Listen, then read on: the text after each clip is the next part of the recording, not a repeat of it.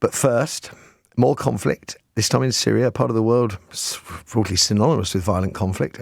When Islamic State was rampant, when our then PM David Cameron argued in 2015 that the UK should bomb IS, or Daesh as they're known, not so much to prop up the Syrian President Bashar Al-Assad, but to support the 100 or so disparate rebel groups on the ground that were taking on Daesh.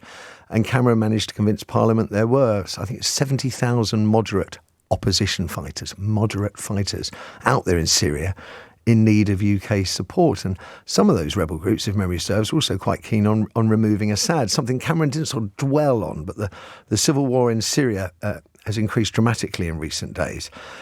And what most of you might not know is that we've been taking on targets in Syria ever since 2015. In fact, I didn't know this. We fly armed reconnaissance flights regularly. We make lethal drone strikes too. And then yesterday, Russian warplanes were back, making bombing raids in Syria, targeting anti-government forces in parts of Aleppo to the northwest, close to the border with Turkey. It's the first time Russia's been flying sorties there since 2016. The bombing raids last time enough to tip it's a multifaceted civil war back into Assad's favour, his regime essentially being propped up by Tehran and Moscow, and nice bedfellows.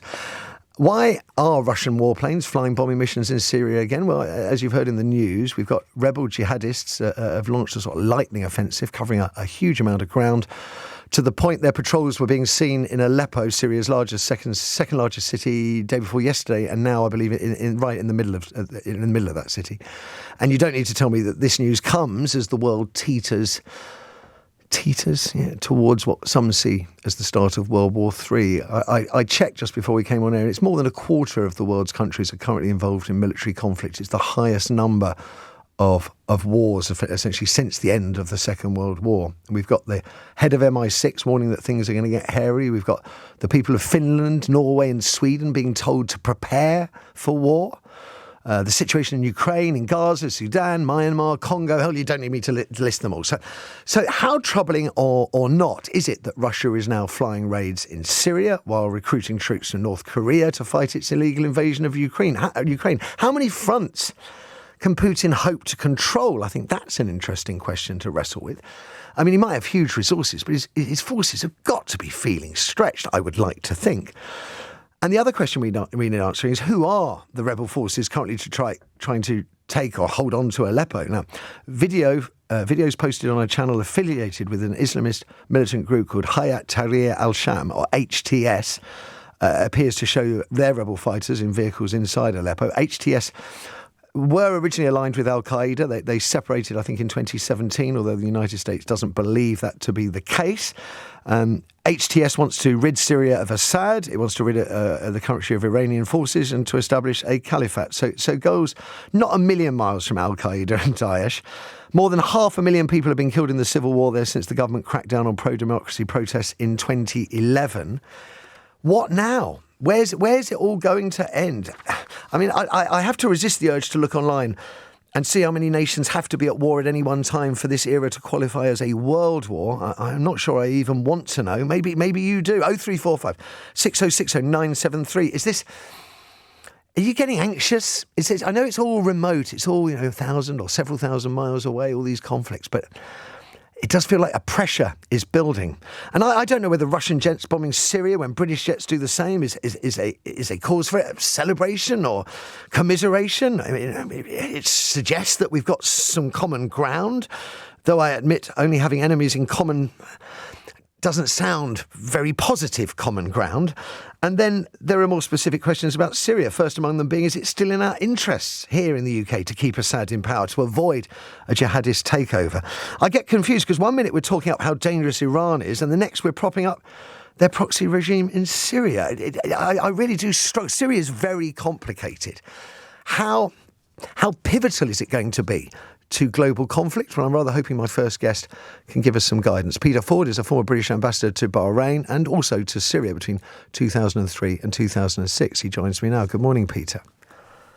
Good morning, Matthew. Good to be with you. And you. It is a fiendishly complicated situation, and I'll be very interested to hear what you make of the latest developments. Well, it's not all that complicated to understand. What you have here is the Syrian Taliban breaking out of their enclave in Idlib after 4 years of relative quiet, and with astonishing speed managing to gain swathes of ground in 6 days that the Syrian Arab army took 6 years to recover some years ago. So make no mistake, this is the Syrian Taliban. We fought a war against the Afghan Taliban, and so did the entire West. So let's be clear about who are the warring parties here. On the one hand, you have a settled, relatively stable government in Damascus, led by Assad, who may not be liked in the West, but who is, I can tell you, quite well liked in his own country as the person who brought stability after many years of war. And on the other hand, you have the Syrian Taliban. So what the West should be doing, at the very least, is not making this situation worse and tilting the table in favor of the Syrian Taliban, which they are doing and have been doing for years through crippling sanctions on Syria. A major reason why the Syrian Arab army hasn't been able to resist is that it's been decimated by lack of fuel, lack of money, all down to Western sanctions on Syria, which are the most severe ever suffered by any country at any time. And that's been going on for over a decade. In Syria, they're lucky if they get 4 hours of electricity a day.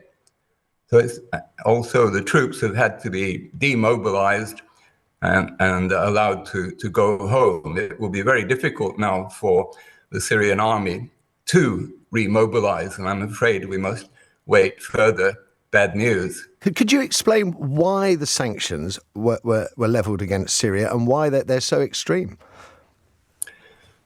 Well, you have to go back to the Arab Spring and the belief that Arab democracy was about to explode over the region. Assad stood out against this tide and had to be punished by the West. And the West had been leveling these sanctions, as I say, for more than a decade. They operate on many levels. The British government tries to pretend that they apply only to individuals. That is an outright lie. It's the general population that suffer, as I mentioned, from not being able to get access to petrol and other vital supplies. And I have to say, I was aware that I didn't know about the end of any British military activity in Syria, so I looked up online and I was astonished to see that we still fly armed reconnaissance flights, that we did a drone kill on June the 18th out there, that we are still military active in Syria. And now if Russia is flying over there, and this is where I really could do with some guidance, we're supporting Ukraine in a war with Russia, but we are both flying in support of Assad in Syria? No. The British reconnaissance flights are aimed, so we're told, against ISIS. There are still who want to depose Assad. Yes, but ISIS are also our enemy, or so they claim. And this is anyway very much a sideshow.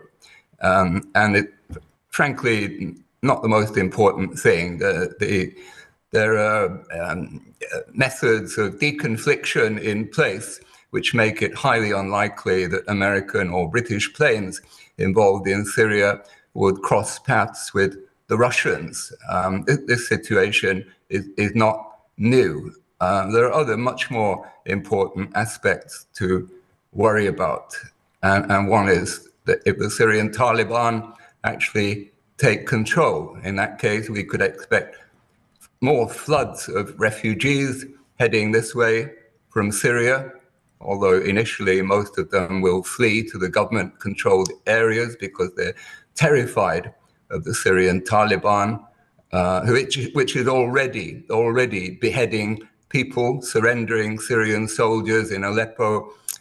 There are videos on social media, don't look for them, of beheadings. And there's more of that to expect. Do you have concerns about where we're going as a planet? Are we heading towards World War III? Is this what it? I mean, none of us have lived through the beginning of World War II anymore. What, I mean, is this it? Is this how it might feel? Frankly, no. I think things will start to look a lot different after January 20, which is, of course, the magic date on which Donald Trump takes over in the White House, and he's vowed to stop forever wars and to be the president of peace, beginning with a wind down of the Ukraine situation. So if we can get through to January 20, I think the world will start to look a lot different. But what is true is that these conflicts are interconnected, and Syria is facing this drama now, this terrible crisis, as part of the blowback from the Israeli attack on Lebanon next door, which, as mentioned, has harmed Hezbollah, which was a major factor in the success of Assad in rolling back the jihadis the first time. Peter Ford, pleasure talking to you this morning. I feel slightly reassured, I have to say. I still think I'm on tenterhooks. Listening to that, Ragip Soylu, he's a journalist in the Middle East, in Turkey, joins me now. Good morning, Ragip. Good morning. Good morning. I don't know how much of Peter Ford, the former British ambassador to Syria, you could hear. I just wondered if you wanted to respond to any of his comments first.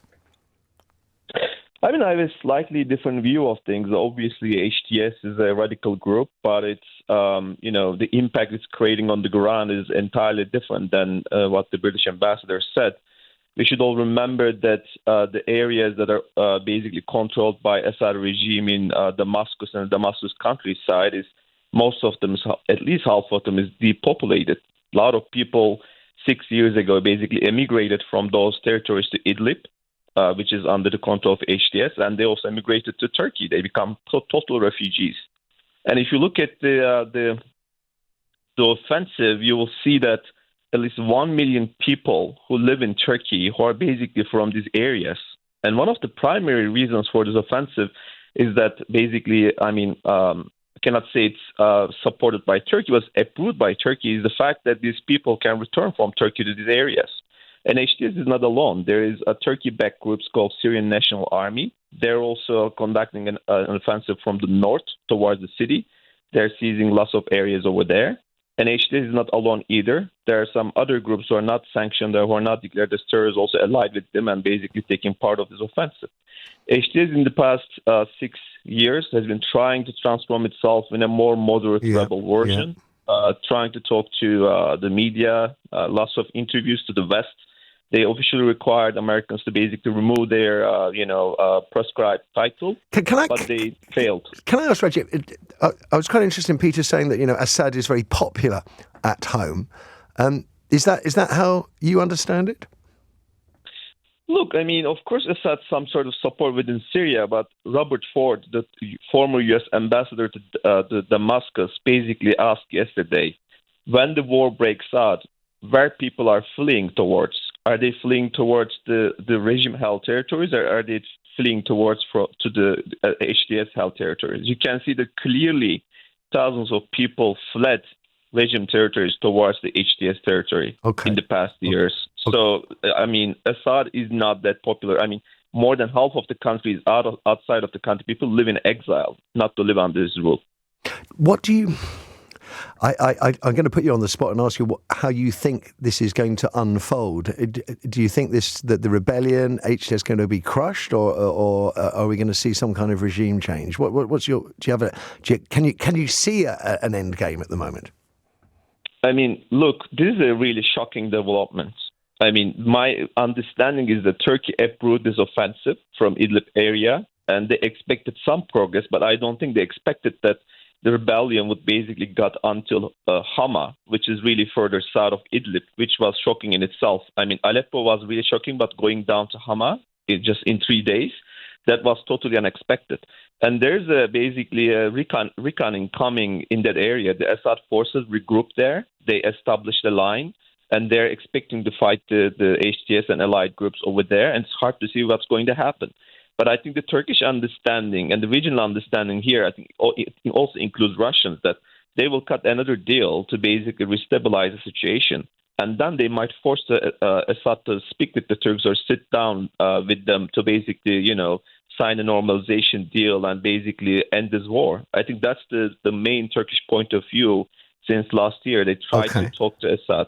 Okay, and then I'm sort of linking that with Peter Ford's view that the world is going to change dramatically, and I think Peter was suggesting for the better with the arrival of Donald Trump in the White House on January the 20th. I think the one thing that everybody will acknowledge is that from January the 20th on, things are going to get more interesting still. Ragip, pleasure talking to you. Thanks for giving up your time this Sunday morning. It's a complicated world, a complicated and frightening world.